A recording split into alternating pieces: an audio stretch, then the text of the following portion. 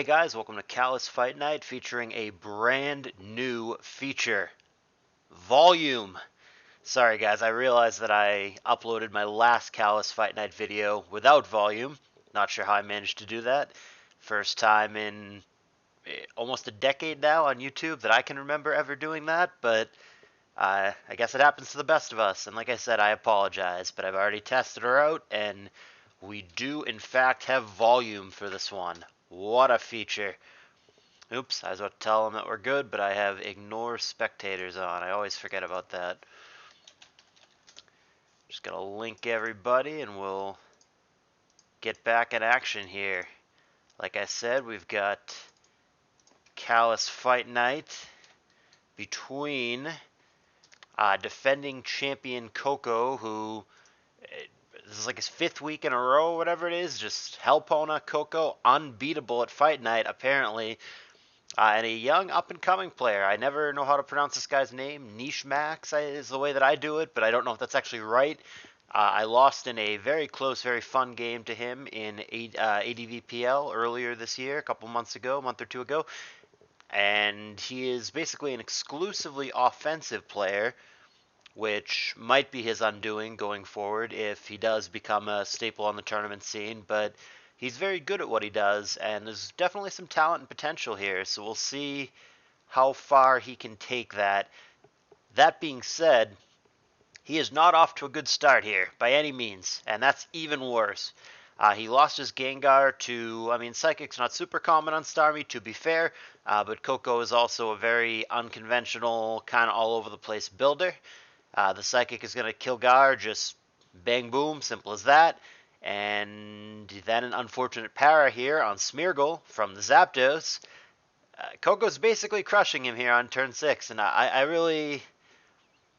don't know why so many of Coco's games seem to be this way, but he just gets off to these early leads, and the games just don't end up being close. This looks very similar. Last week, the game was sub 20 turns, and wasn't super close, and there's an Aerodactyl and a T-Tar on the other side, so those things can just flinch their way to oblivion and get there, but pending something like that, this game, like half a dozen turns in, looks almost over already. Coco is so far ahead of Nchmax, it's not even funny. Now, the first one for Max was arguably his fault.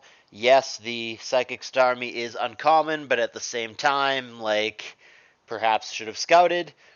But on the other side of that, the para on the Smeargle was not his fault. That was just dumb 10% RNG kicking in at a bad time.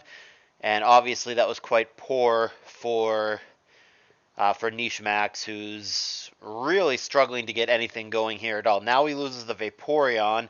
He's got only half his team left, and we're just hitting turn 15. Coco hasn't even shown 2 of his pokes.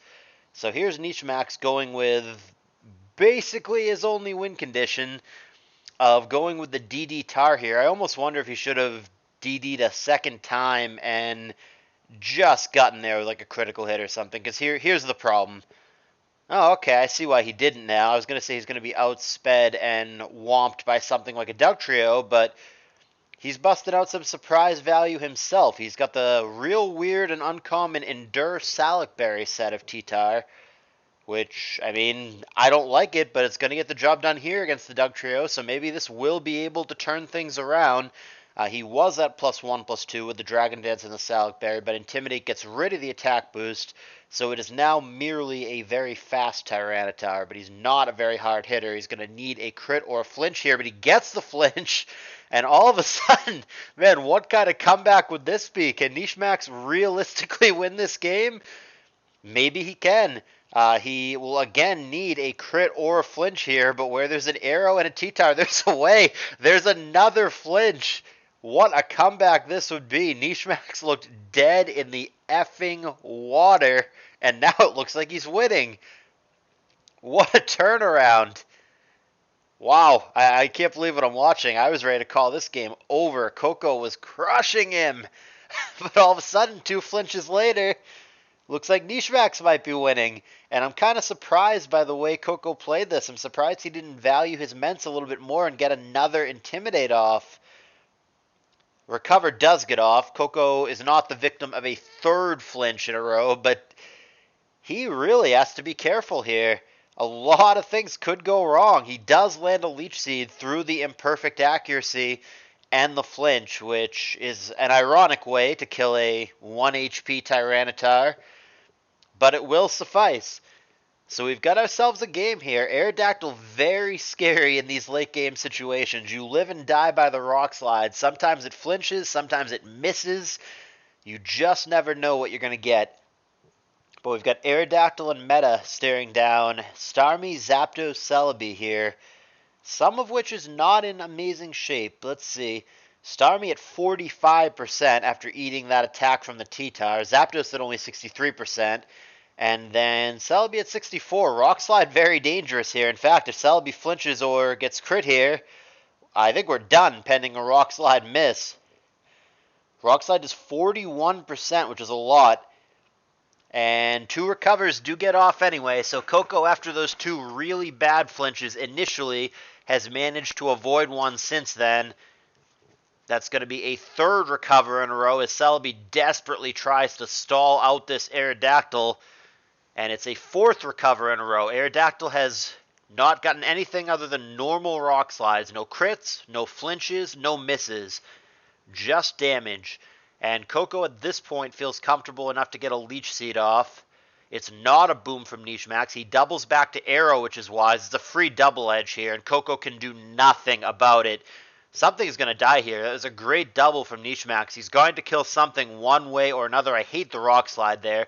I think you have to double edge. I think you're begging for a miss there, but it works out even though I don't think rock slide was the right play. I think you should have double edged, but there's the Rock Slide and Leech Seed respectively, which is going to connect again through the flinch chance and the imperfect accuracy. It's a forced switch back to Meta. Coco on top of it finds Zapdos on Meta, both of which have lefties, but really awkwardly, as we saw earlier in this matchup, that's going to be the world's fastest Meta and the world's slowest Zapdos. Meta should never be faster, but it is.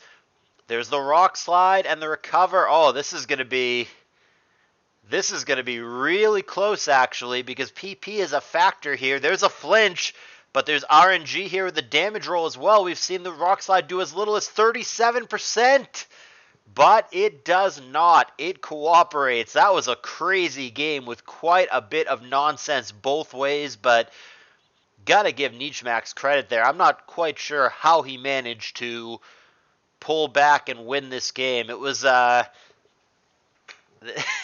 he was off to such a bad start. Coco had him buried in the early stages of this game. Nchmax was down 6-4, just half a dozen turns in. He had lost half his team before he hit turn 15, while Coco was still at all 6. I really don't know how Nchmax managed to turn this game around. I would have bet pretty heavily that Coco had this in the bag, but I don't make this expression up. I say it over and over and over again. There is a damn good reason, and this is a great example why. Where there is an arrow, or a T-Tar in this case, there is a way. Rock Slide just BS's games, and we saw that here with some crucial flinches, somehow turning around basically a lost game for Nchmax. And with that victory, he's going to take out Coco, who had been champ for, like I said, 4 or 5 weeks, whatever it was, finally dethroned after a month of Fight Night. And we're going to have a new challenger finally coming to fight Nchmax next week. We just have to figure out who that's going to be after I chat with Siglet and Taiga privately some other time. Let's see. Who is in the pool? We're going to have to replenish the pool. We're getting thin here. And I also didn't pull Nchmax out of it, so I'm just going to have to edit that real quick. He obviously is not in the pool right now, so it brings us down to 53. Just going to do a quick recount, make sure that's right. 35, 42, 47. Yeah, looks like at least the math is right, so that's good. So we're pulling 1 through 53 here to see which one of these fine gentlemen gets to come challenge Nchmax next week. You guys know the deal by now. Been doing this how many times? What was the number? 53, I think. All right. 5,300. Generate down to 53. Boom. The number is going to be 11. And that is Water Mess. Alrighty, we're going to have Water Mess and Nchmax fighting it out next week. Hope you guys enjoyed this fight night. Definitely one of the better fight night games that I can remember. I really can't believe we saw that come back. And I hope you join me again next week. Thanks for being here.